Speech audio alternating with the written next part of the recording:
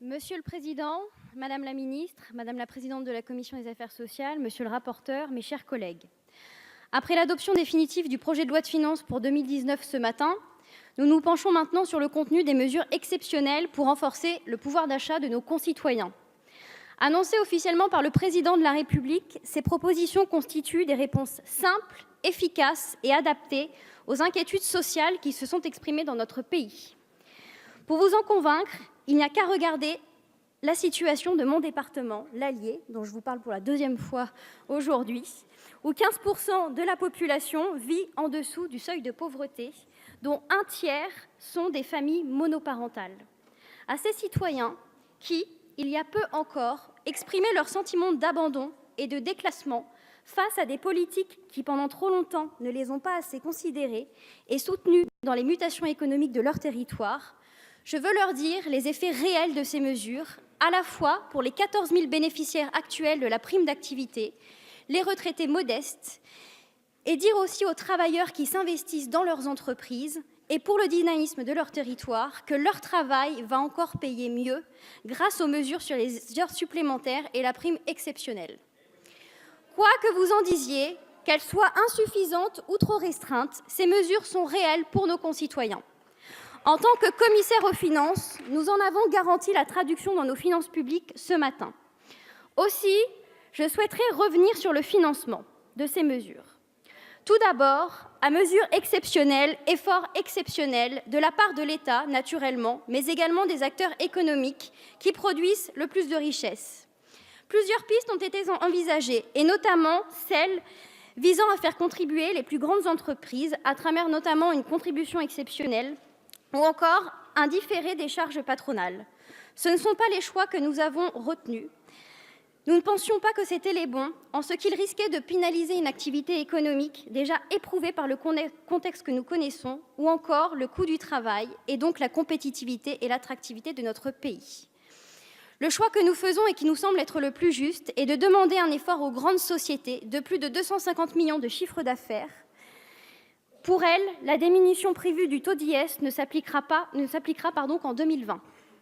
Le Président de la République l'a rappelé, il est normal que les personnes qui s'enrichissent en France paient l'impôt en France. C'est la simple justice fiscale.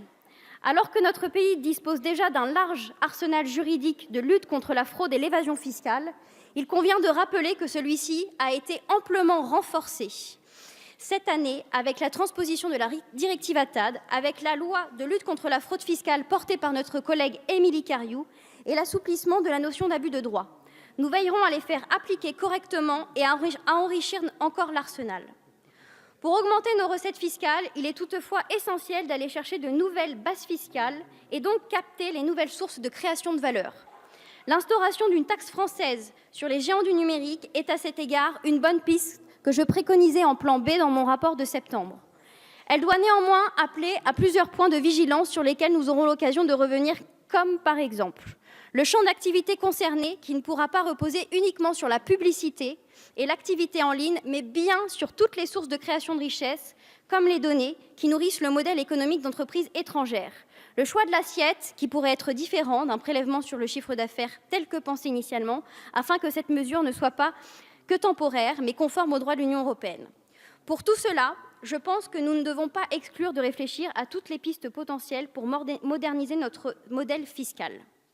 Enfin, pour conclure, je reviendrai sur l'impact de ces mesures sur nos équilibres budgétaires. Certes, l'impact est réel, mais proportionnel aux moyens qu'engage l'État au nom de l'urgence économique et sociale. Les règles européennes ne sont pas un carcan, mais les conditions d'un débat démocratique sain et rigoureux qui permet à nos concitoyens d'avoir un débat démocratique sain et rigoureux. Pour autant, les efforts sur nos dépenses publiques ne peuvent être ménagés. Sur ce sujet, Madame Louwagie, vous l'avez dit ce matin, et le président Woerth l'a rappelé, tout reste à faire. Le contexte nous l'impose et la volonté de notre majorité est réelle. Le rapport CAP 2022 et l'approche nouvelle de recherche d'économie, non pas à partir de rabots, mais sur la base d'une stratégie claire par ministère, sont l'opportunité d'engager des transformations profondes de nos services publics.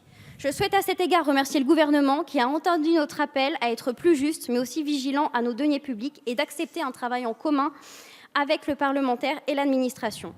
Le futur projet de loi de finances rectificative et le prochain printemps de l'évaluation seront ainsi deux échéances importantes à suivre. Je vous remercie. Merci, Madame Perrin.